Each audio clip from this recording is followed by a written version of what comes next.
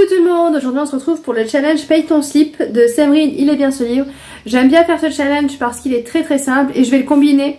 Voilà, je vais essayer de le combiner avec le challenge de Monsieur Cabri. Je vais pas me prendre la tête par contre avec les Pokémon parce qu'il fait faire des Pokémon. Je vous laisserai en barre d'infos si j'y pense où il explique tout. Ce que je vais faire, c'est que je vais lire des livres. S'il y a des livres qui rentrent dans les catégories des Pokémon, tant mieux, sinon tant pis. Ça, je vais pas me prendre la tête. Je vais surtout prendre le côté 15 000 pages à lire. C'est surtout là-dessus que je vais me fixer. Et je vais tenter. Vraiment, tenter parce que je me lance dans ces deux challenges où il faut lire un certain nombre par rapport au Paye ton slip. Là, c'est 15 000 pages. Donc, par rapport au livre, je pense que je vais dire au Paye ton slip, je pense qu'on y arrivera sans problème. Et pour le Paye ton slip, soit il y a plusieurs catégories. Donc ISS 3 livres, S 6 livres, M 12 livres, L 24 livres et XL 35 livres. 35 livres. Donc moi je vise les 35 livres. Mon fils aussi de 15 ans a visé les 35 livres. Quand je vois sa palle, elle est 2 fois plus grosse que moi. Voilà, parce qu'il a pris que des gros pavés. Il va tenter, hein, il verra bien si après il loupe, c'est pas grave, mais il est motivé à lire cet été, donc tant mieux. Donc moi je vais vous présenter 35 livres, il y en a 2 qui ne sont pas en papier, dont un que j'ai finalement attaqué là maintenant. Je n'aurai pas fini avant la fin du mois de mai, donc ce sera une légère triche, voilà, une toute petite triche avec ce livre-là. 35 livres en 3 mois parce que du coup il y a juin, juillet, août. C'était faisable l'année dernière, je sais même pas si j'avais réussi, mais bon, voilà, c'était plus faisable l'année dernière. Cette année, si on continue sur la lancée là des derniers mois, ça va être très compliqué, mais j'espère vraiment arriver à reprendre un rythme, pouvoir reprendre la lecture tranquillement. Quand il n'y aura plus les allergies, quand il y aura moins de... Voilà, quand il y aura plus moins d'école. Parce que c'est vrai que l'école finalement... Oui, pendant qu'ils sont à l'école, j'ai le temps par exemple là, de vous filmer ou de lire. Mais en général, j'ai pas plus de temps que ça finalement. Donc je vais vous montrer ça. Je vais vous faire des résumés peut-être rapides parce que 35 livres, ça peut faire beaucoup. Je vous mettrai en fin de vidéo donc la photo de tous les livres que j'ai à lire du coup pendant ces 3 mois qui arrivent. Et la photo de tous les livres que mon fils a à lire pendant les 3 mois d'été. Alors on commence, j'ai pas fait de rien, hein, c'est tout mélangé, j'ai pas trié, fantasy, fantastique, thriller, machin. Voilà, tout est mélangé, je prends au pif comme ça. Hein, vous savez avec moi c'est toujours à la one again. Donc le premier que je prends c'est L'épée, la famille et la peste, le tome 2 de Scrinéo. Ça commence bien. De Aurélie Wallenstein aux éditions Scrinéo. Le tome 1, on était avec 3 personnages. Il va être dur ce tome 2 à lire si je me rappelle déjà plus du tout du tome 1. Avec 3 personnages. Donc il y avait un chasseur de sorcières qui finalement n'est plus chasseur de sorcières mais qui se trimballe avec un cerf parce qu'il y a dans l'œil de ce cerf, il pense qu'il y a le fils, son fils, pas le fils, son fils. Il y a une donc il va se retrouver avec une jeune fille qui est accusée d'être une sorcière et un jeune garçon qui lui a le loup en lui. Voilà, donc ils vont se regrouper. On est dans un monde où c'est des araignées qui prennent possession des gens. Enfin il y avait quand même beaucoup d'éléments à retenir, beaucoup de choses. J'ai peut-être fait trop traîner ce tome 2. J'espère que je vais arriver à remboîter les éléments, j'espère. Horus, la projection du tueur de Jean-Luc Conessa, auto-édité, qui est un thriller. Il est très beau et il est très grand. Ça, comparé aux autres, il est vraiment très grand. Mais ce qui est bien avec cet auteur, c'est que l'écriture, enfin voilà. Vu qu'il a un problème de vue, il fait attention à imprimer des livres avec une taille d'écriture assez grosse. Et vraiment, ça m'arrange beaucoup. Parce que j'ai la vue qui baisse, surtout l'œil gauche, je ressens beaucoup l'œil gauche, il voit flou de temps en temps. Donc là, on est en 2017, en banlieue de Chicago, un serial killer au rituel sordide sévit.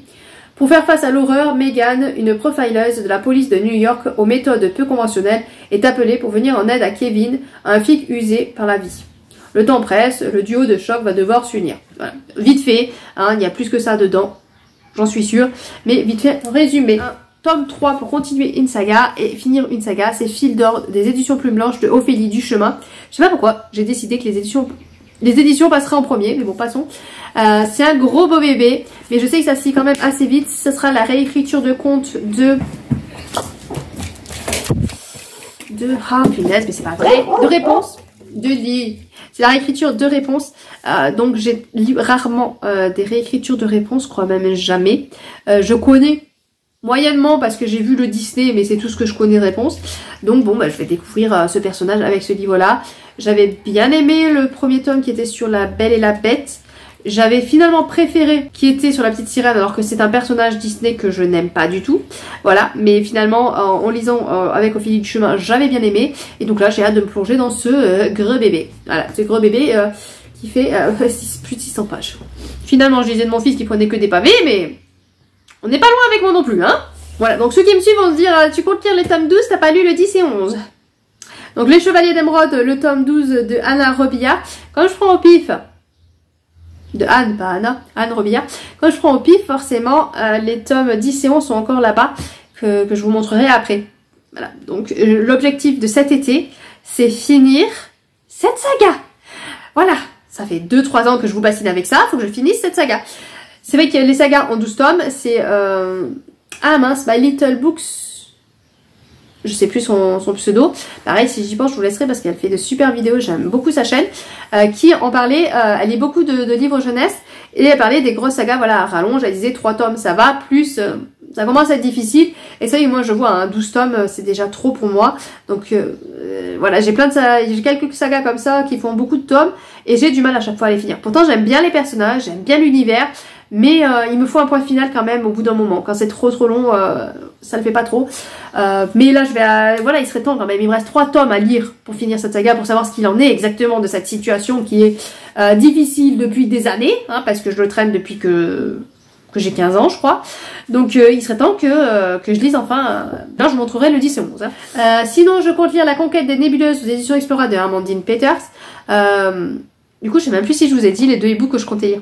Je compte lire en e-book le tome 1 et 2 de Blue Lake de Amandine Peters. Pourquoi je mets un S? De Amandine Peters édition Explora. Et si j'aime beaucoup, je lirai le tome 3 aussi. Parce que comme je suis partenaire, la maison d'édition va nous fournir nous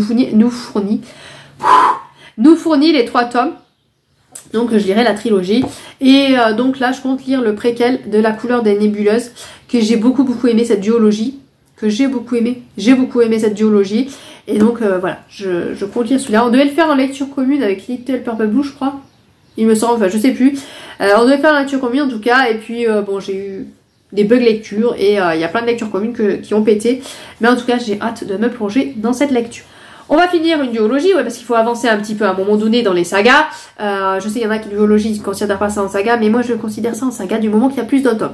Donc on va finir Sistra, seconde épreuve de Marine St-John aux éditions Plume Blanche. Un bon gros bébé. J'ai hâte de me plonger dedans. Voilà, donc j'ai beaucoup aimé le tome 1 parce qu'on était sur Hunger Games un peu moins hard, on va peut-être dire. Et encore qu'il y a quand même des moments quand même assez durs, mais on est dans un monde futur où on a le droit, chaque continent ont fait leurs propres règles et tout en France, enfin je crois que c'est en France, en Europe quoi, on a le droit à un seul enfant. Si on a plus d'un enfant, voilà, il arrive ce qui arrive. Et dans ce continent là, si tu as plus d'un enfant, eh ben on t'enlève tes 2 enfants, on les met un dans une école physique, l'autre dans une école intellectuelle. Dès qu'il y en a un des 2 qui a 18 ans, on les met ensemble, ils doivent s'entretuer. Enfin, ils essayent de survivre, mais voilà, le seul qui restera debout aura le droit de retourner à la vie, entre guillemets, normale, hein, si on peut dire ça comme ça, parce qu'après avoir vécu ça. Donc j'ai beaucoup aimé, et puis ça cachait d'autres petites choses aussi qui étaient plutôt pas mal. Et enfin, j'aimerais lire, faudrait que je voie avec l'Antre du Bonheur si elle peut, si elle arrive à trouver 5 minutes pour qu'on se lise le tome 3 du Paris des Merveilles. Parce qu'on s'était dit qu'on le lirait en avril, puis après on a repoussé en mai, puis voilà. Donc ça serait bien si on arrivait à le lire en été, comme ça me ferait un livre que je pourrais poser, parce que c'est un intégral. Il me reste que le tome 3 à lire. Voilà, donc c'est dommage qu'un livre entier traîne dans ma palle pour un petit tome. Voilà. On continue. Alors cet été, j'ai pas fait attention, mais c'est vrai que cet été, je compte lire beaucoup de Plumes Blanches. Parce que j'ai mis le tome 2 de Tiziri, La Volonté de Veware, aux éditions Plumes Blanches de Alexiane de Lys. J'avais beaucoup aimé le tome 1, peut-être pas à la hauteur de tout ce que tout le monde a dit, mais j'ai beaucoup aimé, j'ai apprécié ma lecture. Beaucoup l'ont comparé à Avatar, que je n'aime pas, voilà. Donc j'avais eu très peur de me plonger dedans, mais comme il faisait partie du plib, je me suis plongée et j'ai beaucoup aimé, voilà, j'ai beaucoup aimé. Donc ceux qui n'aiment pas Avatar, vous pouvez peut-être quand même aimer. Voilà. On continue et on poursuit la saga Le Royaume d'Arismel, Libération de Vanessa DL, c'est un tome 3 et tome final. Voilà, vous verrez qu'il n'y a pas, c'est pas le seul que je mets, mais pourtant c'est un tome final. J'ai beaucoup aimé le tome 1 et 2, et quand j'ai vu la campagne Ulule, c'est les 2 premiers tomes, j'ai lu en service presse, et quand j'ai vu la campagne Ulule, je me suis dit, allez, pour soutenir l'auteur, en auto-édité, et que tu as beaucoup aimé l'écriture, les personnages, enfin un univers vraiment très bien construit, tu te laisses tenter, tu commandes le tout avec la campagne. Mais vraiment une très très belle histoire avec plein de créatures. J'ai mis un RBA, donc j'avais fait la collection, je l'ai pas en entier, mais j'avais fait j'ai pas mal de livres de cette collection. Donc là j'ai pris au pif, hein, c'est peut-être pas celui-là que je lirai, mais j'ai attrapé un au pif. Donc là c'est Siegfried et la malédiction de Nibelungen. Tout va bien. Et voilà, c'est peut-être pas celui-là que je les lirai, mais ça serait bien que je les lise un petit peu, voir, parce que j'en avais lu un que j'avais pas trop apprécié. Donc je vais en tenter un autre. Si vraiment j'apprécie pas trop, c'est pas dit que je les garde. Et je crois que j'ai vu que mon fils en avait pris aussi. Moi ça va pas me plaire, je vais pas vouloir les garder. Lui ça va lui plaire, faudra quand même les garder. Comment voulez-vous que je vis? Sinon on continue, on poursuit les duologies. Et j'aimerais finir l'Empire des femmes de Cassandra Lambert aux éditions Didier Jeunesse. Je sais que beaucoup n'ont pas aimé. Et moi justement j'ai aimé parce que beaucoup s'attendaient à un côté féministe. Et moi du coup j'avais très peur, j'y allais à reculons parce que moi et le féminisme... On n'est pas du tout copains, voilà, sachez-le. Je vais me faire des ennemis, hein, je sais, parce qu'il faut être féministe en ce moment, mais c'est pas que je suis pas féministe, c'est que je suis contre le féminisme qui se passe en ce moment, et enfin le hard féministe, je sais pas comment on appelle ça, mais celles qui veulent en fait avoir le pouvoir, celles qui veulent être comme là, parce que là c'est les femmes qui ont le pouvoir, c'est elles qui dirigent tout, et les hommes sont vraiment des sous-hommes, quoi. On s'en préoccupe pas trop, et il y a juste un moment où on s'en préoccupe, c'est lors d'une compétition de gladiateurs, un petit peu à la gladiateur, parce que pour que les jeunes filles puissent enfanter, parce qu'il faut quand même continuer à procréer, en plus autant je vais trop loin dans l'histoire, je vous en dis trop. Donc je vais arrêter mes bêtises. Mais moi personnellement j'avais beaucoup aimé. J'avais beaucoup aimé la plume qui se lisait toute seule. Alors c'est sûr que ceux qui sont féministes vont pas aimer du tout. Qui regardent tous les petits détails et tout ça vont pas aimer parce qu'il y a des petits détails qui sont pas terribles. On a un personnage masculin, voilà, un peu pas très intelligent. Par moments il fait des trucs que c'est pas très réfléchi. Enfin voilà, il y a des petits points un peu faible, mais franchement moi j'ai passé un bon moment. Donc je vous en parlais tout à l'heure, mais j'ai récupéré du coup les 2 chevaliers d'émeraude. J'ai mis la lumière mais du coup je vois qu'il y a du reflet, c'est pas terrible. Passons. Donc voilà, le tome 10 et 11. Alors je triche un tout petit peu parce que le 10 je l'avais commencé. Je suis à 200 pages. Je pense que je pense pas le recommencer parce que je pense que en le lisant je retrouverai la mémoire facilement. Un livre qui me fait légèrement peur. Voilà, légèrement peur. C'est Cache-Cache Mortel de Kirsten White aux éditions de Saxus. Parce que moi, on m'a dit une jeune fille qui participe à une sorte de concours pour gagner de l'argent dans un... où il y a les manèges là. Un parc d'attractions. C'est écrit en haut en gros, mais non. Je cherche partout. Donc dans un parc d'attractions, elle gagne 50 000 $. Et donc son objectif c'est se cacher. Elle est très forte à cache-cache. Mais elle va se rendre compte que petit à petit les candidats disparaissent. Donc apparemment après c'est vrai que c'est très court, donc forcément, et je me suis dit justement si c'est très court on doit pas s'ennuyer, ça doit être haletant et tout ça, mais apparemment c'est pas le cas. Donc, on continue, alors du coup je vais vous spoiler le book haul, à moins que je vous ai fait le book haul avant du mois de mai. Si c'est pas fait, du coup vous allez voir passer plein de livres qui seront dans le book haul du mois de mai. Voilà, ça dépend dans quel sens je vais faire les vidéos. Donc là j'ai En plein cœur de la nuit de Irving Yalom et Robert Berger. C'est un tout petit livre parce que mon fils de 12 ans, cette année ça lui a pété, il voulait me faire un cadeau, il a pris des sous dans sa tirelire et il est allé à la librairie et du coup il m'a pris celui-là. J'avoue que honnêtement, c'est pas le genre de livre sur lequel je me serais penchée. Ceux qui me suivent, voilà, vous vous dites mais quand j'ai lu le résumé, je vais vous le dire. Après une enfance en Hongrie pendant la Shoah, Bob Berger a vécu 2 existences. Chirurgien du cœur, dévoué, infatigable et réservé le jour. Il a été poursuivi la nuit par des souvenirs ténébreux de son passé. Il n'en a jamais rien dit à son ami Irvine, bien qu'ils se connaissent depuis 50 ans, jusqu'à ce que ce passé ressurgisse et que Bob se mette à parler. Voilà, donc on est après la Shoah, et du coup quand j'ai lu le résumé j'ai dit mais ça a l'air puissant, ça a l'air fort. Après ça va se lire très vite parce que c'est vraiment très gros et petit texte. Donc à voir ce que ça va donner. Mais ça... Et après j'ai pas mis les autres parce qu'il m'en a offert, du coup il m'en a offert 2 petits. Et il y a mon grand qui m'en a offert 2 que vous verrez dans le book haul, mais que je n'ai pas mis. Voilà, que j'ai pas mis. J'espère qu'il va pas se vexer parce que j'ai pas mis les siens. Je pouvais pas tout mettre, il a fallu faire un choix. Il a fallu faire un choix. Et celui-là, alors celui-là pareil, c'est un petit spoil de Bookhaul parce que c'est La vie en chantier de Pete Fromm aux éditions Totem.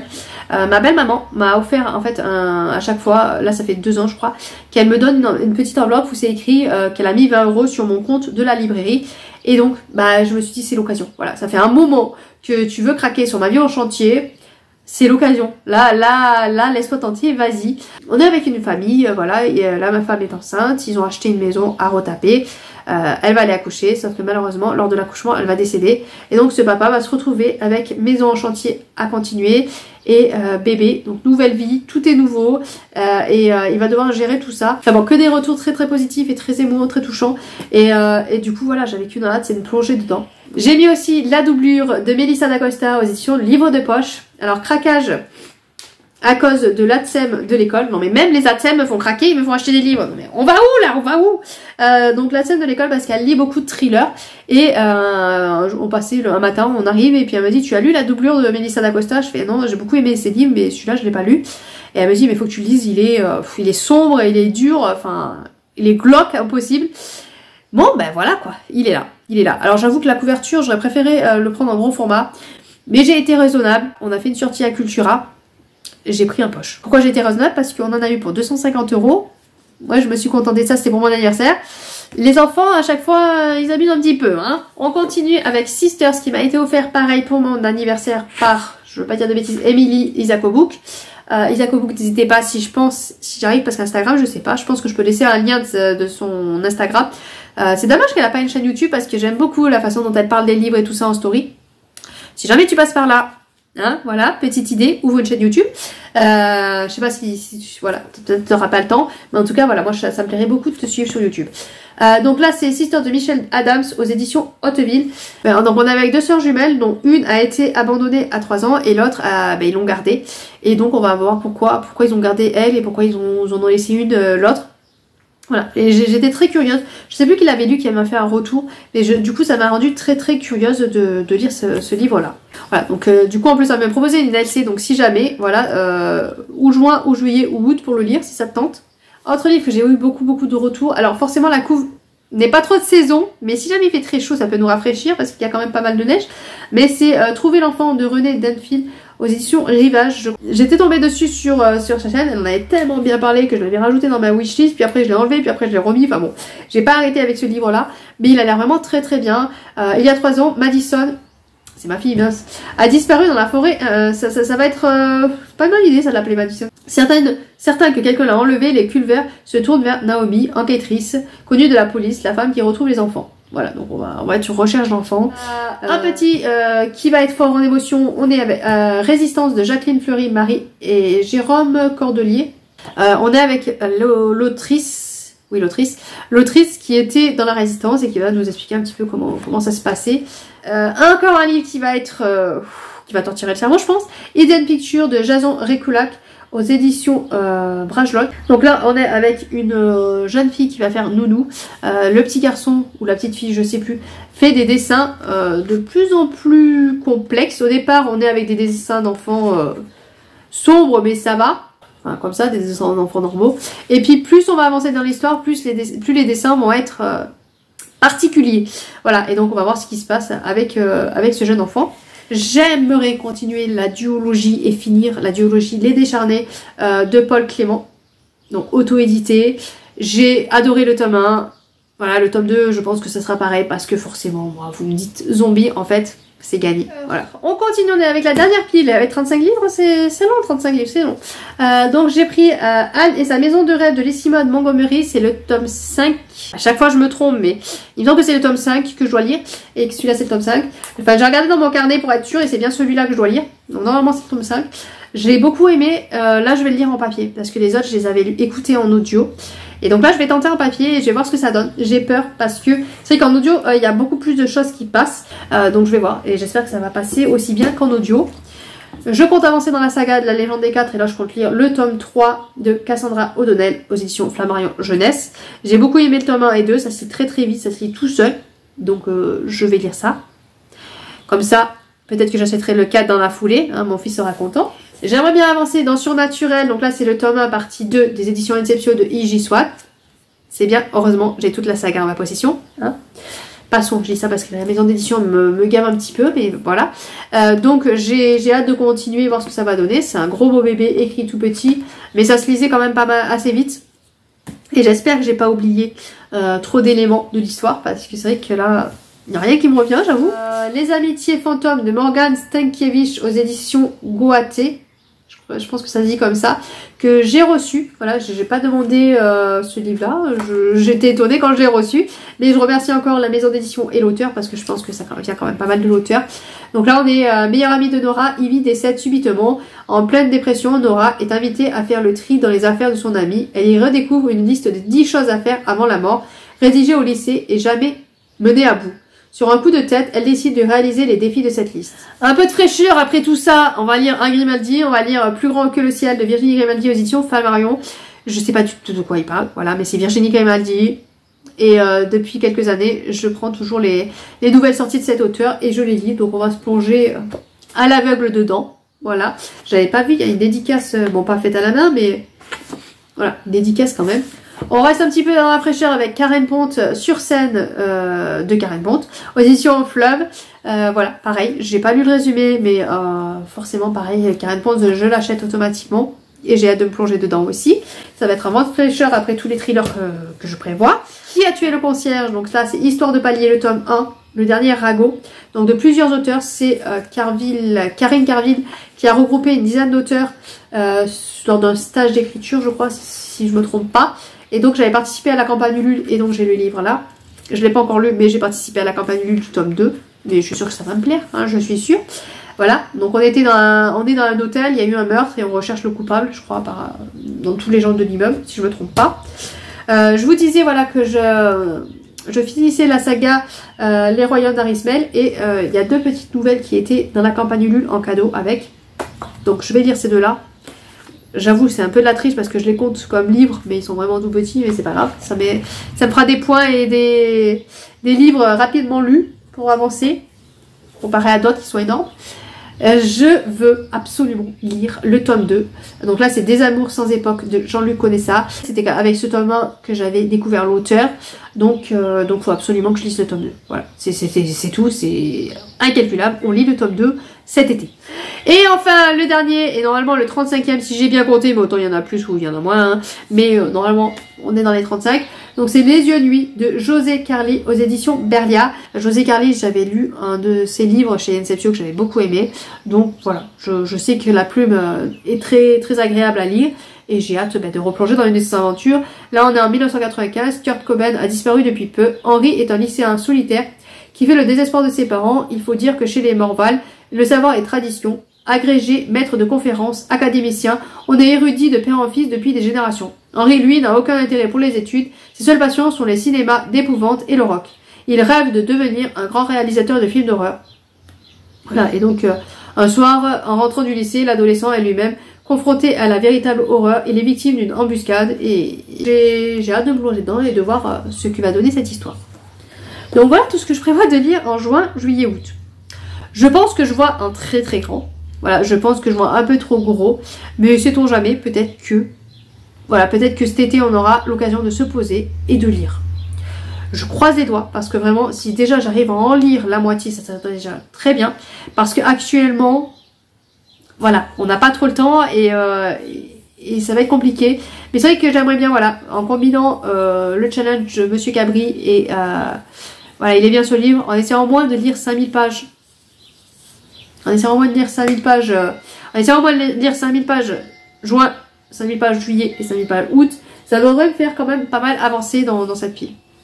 On y croit pas, on verra ça le 31 août. Allez, sur ce, je vous laisse, je vous souhaite de bonnes lectures et à bientôt bien sûr.